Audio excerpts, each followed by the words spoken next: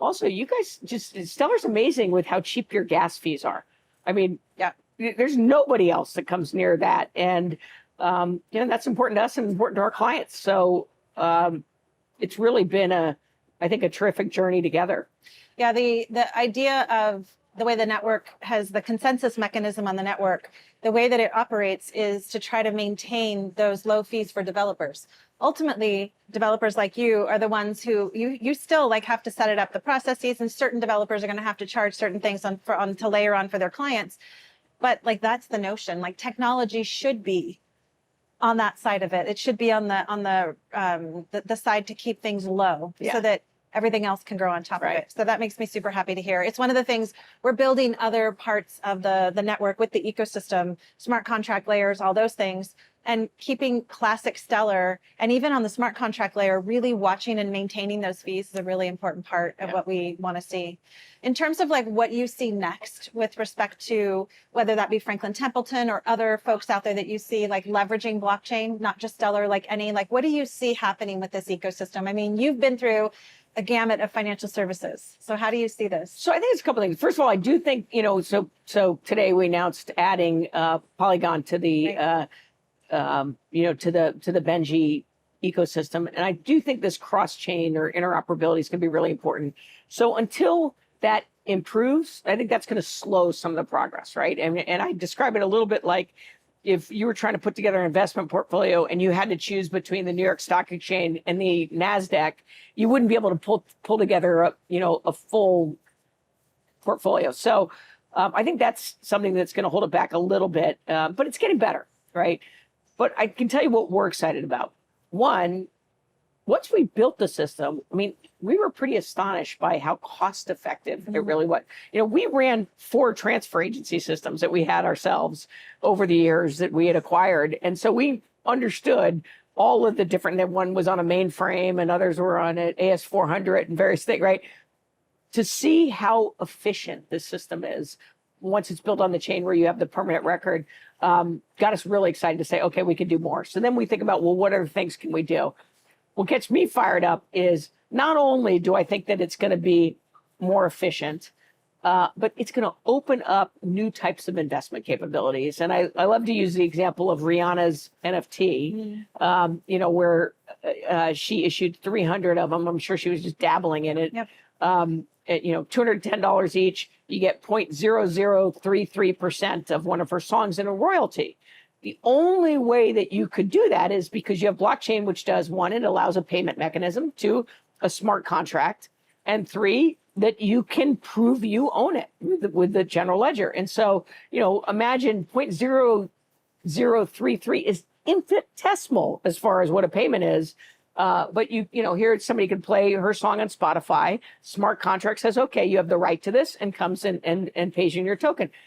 That's pretty revolutionary. And so now you think about all the different ways in which you can unlock, and making these things investable and accessible to the average person. So you can imagine Rihanna fans are the ones probably buying this initially. Yeah, of course. But imagine if an athlete, he signs a big contract and he wants to sell 10% of, his future earnings. Think of the fans that would love to buy into that. And so, there'll be the financial portion of it, and then what we're calling the kind of the cultural asset portion.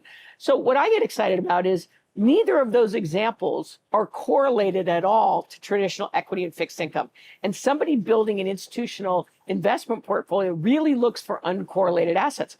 2022 was an unusual and difficult year for institutional investors because both the equity market and the fixed income market dropped. That doesn't happen often. Yeah. So it was a double whammy. So imagine if you had been able to access some of these other types of real assets and have them be uncorrelated. So that's what gets me really excited. I think we're going to be able to build better, more personalized portfolios for our clients.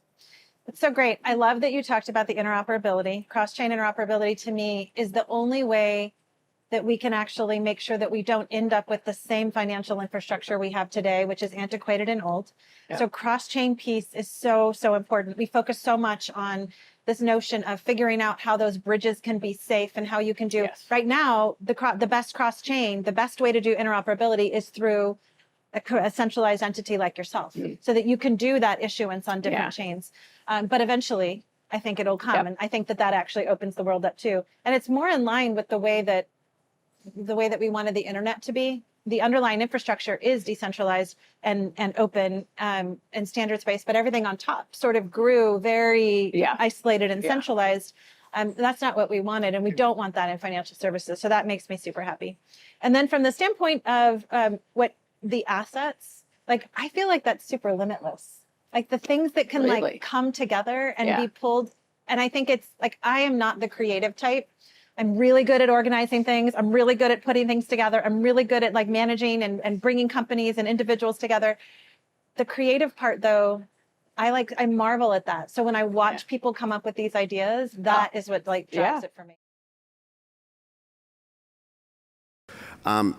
What we see is now a lot more people are seeing the benefits, whether it be cost, efficiency, transparency, interconnectedness of operating on a blockchain-based system with a single ledger, and we see that's really driving, will drive the industry in the next 12 months and beyond very quickly.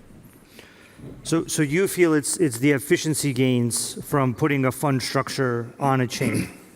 Yeah, I mean, we did a study where on the traditional way that we record a transaction, it cost us about $1 to do that. So for us to do 50,000 transactions on a traditional rail costs $50,000. 50,000 transactions that we've done on the Stellar network has cost us $120. So there's a huge cost saving, but then that cost saving also leads to efficiencies in the sense that you don't have to do the reconciliation of multiple ledgers, you don't have to remediate issues, everyone gets the same information synchronously. Yeah, so it's a real cost that we can identify the actual saving, and then these other benefits. We spend about $200 million a year on remediation and reconciliation. If we can move all the 1.7 trillion of our assets, currently we have about 500 million. If we can move that all onto blockchain, we will save $200 million, excluding the transaction costs, which will be 0.0025 of what they are today. So it's huge. It's just. The big move is moving from a custodial model to a blockchain-based system where we don't have third parties like banks like HSBC overseeing. That's the big change that we have to. That's going to create the friction.